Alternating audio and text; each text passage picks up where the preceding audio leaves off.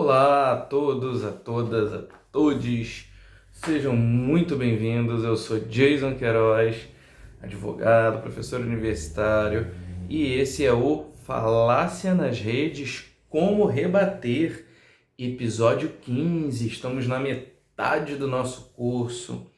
O episódio de hoje versa sobre o apelo à autoridade. Parece simples, né? Alguém recorreu à autoridade de alguém num determinado assunto. Aliás, isso é super normal, super fácil de fazer principalmente dentro da chamada dialética, né? Quando você vai escrever um artigo científico, ou fazer uma monografia, ou fazer um TCC. Aí você, segundo, né, no caso aqui na minha área, no direito, segundo Pontes de Miranda, segundo César Roberto Bittencourt, ou segundo Luiz Fux, né, mas quem não é do mundo jurídico, Luiz Fux foi praticamente quem fez, né, ele e uma equipe, mas ele à frente, ele coordenou a criação do novo Código de Processo Civil.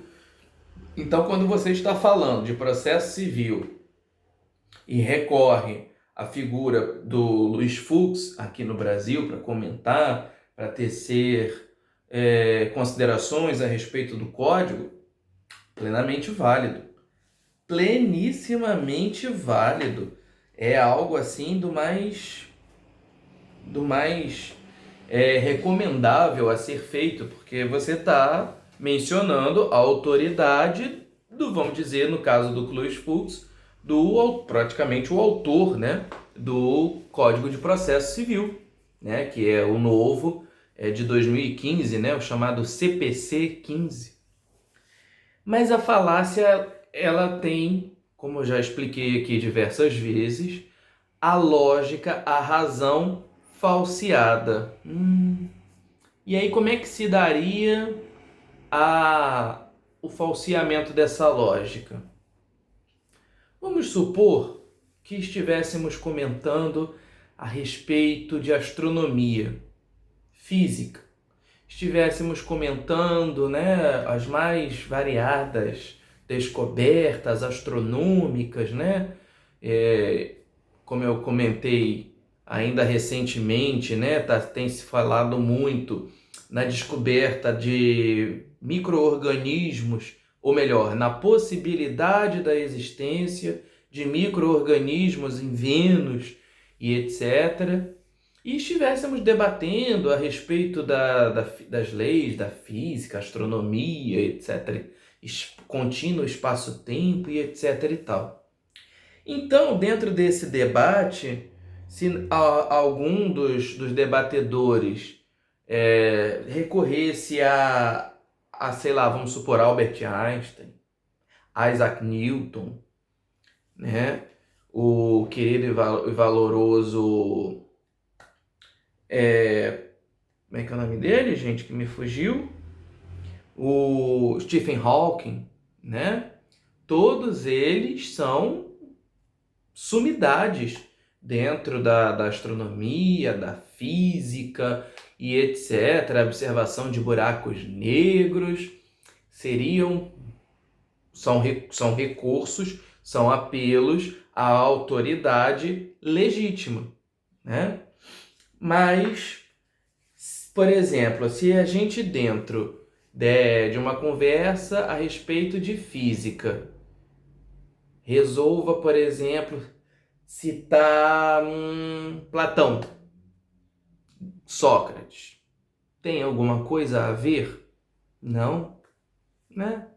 Não, absolutamente nada. E geralmente é o que acontece. Gente que não tem absolutamente nada a ver com o assunto vai dar um pitaco. Quer ver onde isso mais acontece? Essa falácia, ela parece boba, fácil de reconhecer, mas ela é complicadazinha de ser rebatida. Você consegue reconhecer, mas não consegue debater. Quer ver um campo que isso dá uma falácia da bodega? É quando se fala, por exemplo, na evolução das espécies, né? A primeira coisa que os religiosos dizem é que isso é mentira. Porque Deus, blá blá blá, porque Deus, ttt, e etetã, então Darwin é só uma teoria, que para eles não existe comprovação nenhuma, né? Os australopitecos, o homem de Neandertal e papá. Nada disso para eles serve. E aí o camarada diz assim: Pastor Silas Malafaia afirmou que não existe evolução porque Deus criou o mundo. Deus já criou o homem, não tem nada disso que o homem veio do macaco. Silas Malafaia é um biólogo? Tem alguma coisa a ver? Não, né? Silas Malafaia é simplesmente um líder religioso, né? Então ele não tem legitimidade para afirmar absolutamente nada na evolução das espécies, né? É um tema relacionado à biologia, ou seja, o estudo da vida, e o Malafaia é um religioso, né? Então ele não tem esse conhecimento como tem Einstein, como tem Hawking, como tem Newton na física, quando recorremos a esses nomes dentro de um debate a respeito de astronomia, física quântica, a dobra do contínuo espaço-tempo e etc. Certo? E isso complica demais os debates, as conversas, a argumentação em geral nas redes, porque é legítimo você recorrer a autoridades, né, dentro dos temas, recorrer a cientistas, né? Por exemplo, as organizações Globo recorreu a diversos pesquisadores, cientistas dos mais renomados, né, naquele plantão da Covid que tinha, né, todo dia de manhã, que ficou no lugar da Fátima Bernardes, e apresentar, né, aí você tinha ali infectologistas, sanitaristas, pneumologistas, pesquisadores do mais alto gabarito, ou seja, eram autoridades dentro de suas áreas para falar sobre suas áreas de pesquisa, como era, o que não era, o que já tinha sido descoberto a respeito de tudo aquilo. E complica um bocado porque, às vezes, a autoridade recorrida faz um certo sentido, tem até um conhecimento, uma legitimidade. Por exemplo, quando o antigo ministro da Saúde estava para ser demitido, o Mandetta, né, Luiz Henrique Mandetta, estava para ser demitido do cargo do ministério, cogitou-se o nome de uma médica muito conhecida em São Paulo, chamada Nise Yamaguchi, ou Yamaguchi, porque ela se coadunava com o uso de hidroxi e da cloroquina no tratamento da inicial, digamos assim, da Covid-19.